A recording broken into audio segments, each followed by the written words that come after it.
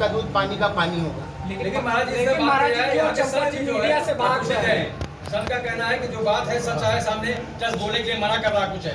6 तारीख को बैठक होने वाली है, उसमें क्या निर्णय लिया जाएगा जिससे देखा जाए? देखिए, वो निर्णय लिया जाएगा तो निर्णय बैठक के बाद आएगा, लेकिन एसआईटी की जांच जो आएगी उसके बाद निर्णय लिया जाएगा। हम सब ये मांग कर रहे हैं कि उनके इस्तीफे को स्वीकार नहीं करना चाहिए ट्रस्ट को। क्यों ऐसा क्यों? क्योंकि उन्होंने राम मंदिर आंदोलन को शुरू से लेकर के आज तक निर्माण कार्य तक, और ये जो गड़बड़ियां हुई हैं इसके लिए गोविंद देवगिरी जी कोषाध्यक्ष हैं, उनकी जिम्मेदारी है। उनको आकर के इस बात को आय व्यय का प्रमाण देना चाहिए। ये उन्होंने अपनी दायित्व को अच्छे से नहीं निभाया और आज उन पर लोग आक्षेप लगा रहे हैं। वो अभी दूर है, मुखातिब नहीं है मीडिया से, वो अपनी बात मीडिया के सामने आकर के रखेंगे। जब एसआईटी की रिपोर्ट आ जाएगी उसके बाद वो सारी मीडिया के सामने मुखातिब होंगे। महाराज जी जिससे आस्था का विषय है, आप मानते हैं यहाँ से लगता है कि नहीं, चोरी हुई है। देखिए, कहीं ना कहीं गड़बड़ी हुई है। जिम्मेदारी किसकी? ये जिम्मेदारी जो लोग वहाँ पर लगे हुए थे, जो उसमें निर्माण जिस व्यवस्था में लगे हुए थे, और उन्होंने ही हिडन कैमरा लगाया, उन्होंने ही एसआईटी की मांग की, तो वो चोर कहाँ से हो जाएंगे? तो फिर क्यों महाराज जी अभी आपने कहा मीडिया अनर्गल प्रलाप कर रही है। मीडिया क्या वहाँ चोरी नहीं हुई है?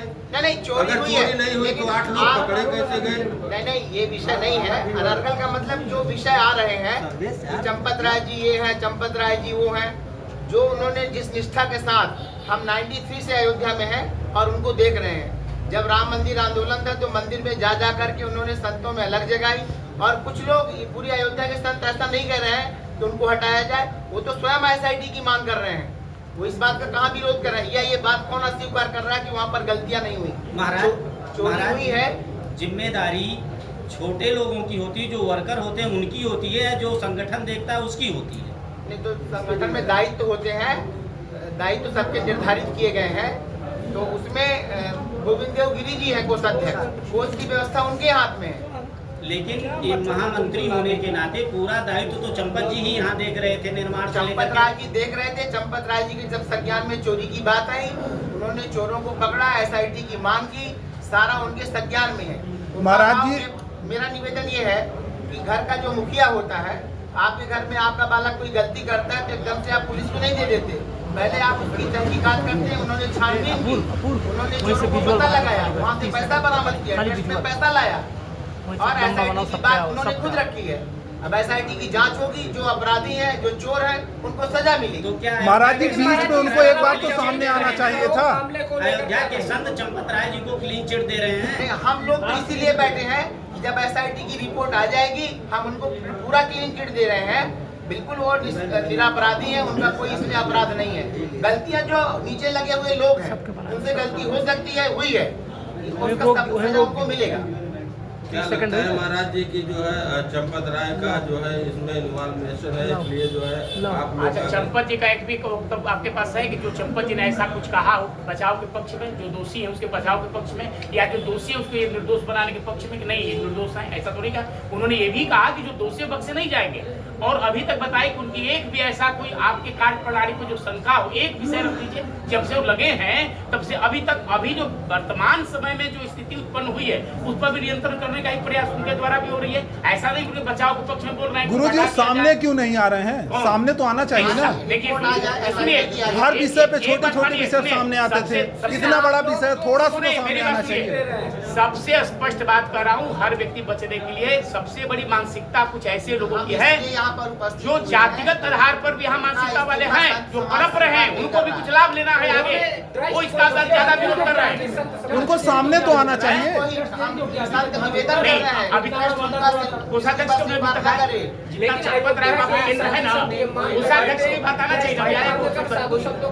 बाइट करो, बाइट हो सकते हैं जिनको कोई कोषाध्यक्ष कोई व्यक्तिगत रूप से, लेकिन सामूहिक रूप से कोई ऐसी बात नहीं। वही बात है, अभी तक देखिए जब तक आप जांच जो चल रही है को भी जो है एसआईटी की जांच का इंतजार करना चाहिए।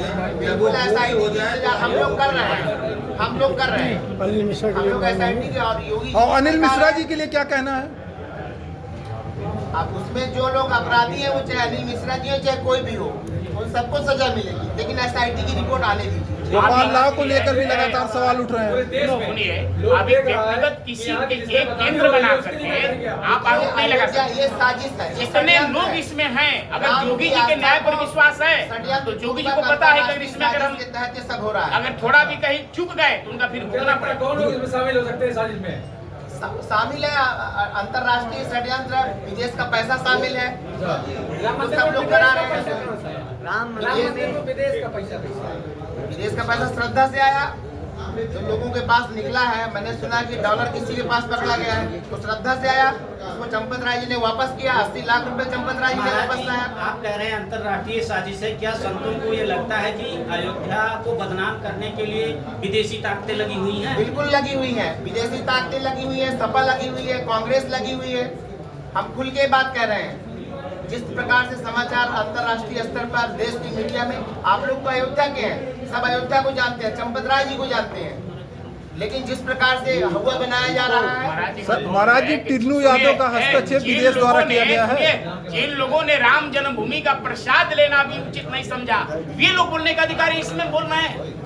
जो तिरस्कार किए राम नेता, ऐसे भ्रष्ट लोग और कह रहे हैं कि हम जो नापाक है, साफ है, सुथरे हैं, उनको बोलने का अधिकार बनता है इसमें। आप तो बताइए, जो मन से भी कभी स्मरण नहीं किए इस आंदोलन के बारे में और राम के बारे में, ऐसे लोग। टिन्नू यादव पे आरोप लग रहा है, इतने दिन से संघ के कार्यकर्ता थे, इतने दिन से काम कर रहे हैं। शास्त्र में लिखा हुआ है, स्पष्ट शब्दों में लिखा हुआ है, पुष्पम दृष्ट्वा फलम दृष्ट्वा दृष्ट्वा च नव यौवनम विजने कांचनम दृष्ट्वा कस्तनो चलते मना। पके हुए फल को देखकर, एकांत में स्त्री को देखकर, सोना को देखकर किसका मन चलायमान नहीं होता। लेकिन चंपत राय जी की निष्ठा पर हमको पूर्ण विश्वास है। भगवान राम ने लक्ष्मण से प्रश्न किया था और लक्ष्मण ने भगवान राम की इस बात को लेकर के बताया था, कहा था पिता यस्य सुचिर्मित्वा माता यस्य प्रतिपता हरि चरण रतिर्य यस्य तस्य नो चलते मना। जिसका मन भगवान के चरणों में लगा हुआ है, उसका मन इन चीजों को देख करके चलायमान नहीं होता। तो कुछ लोग हैं जिनका मन विचलित हुआ, उनको सजा मिलेगी। ठीक महाराज।